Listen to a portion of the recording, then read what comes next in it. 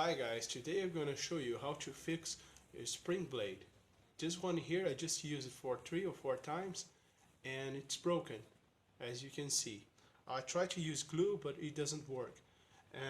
And now I'm trying to use a little screws. I found this one here and I'm going to show you how to put it on your shoes. Look at this.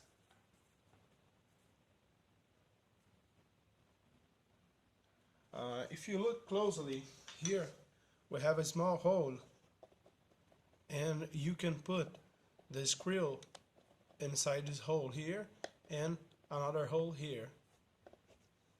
I put others too, using a nail to make a hole, and there are 4 screws here, and look, it looks fixed, but I'm not sure. I need to use it, but it's better than before, of course. So let's take a look inside.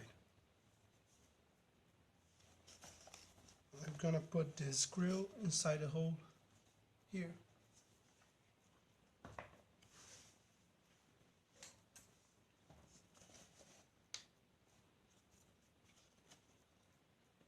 It's not easy to do that because it's little small, it's very small.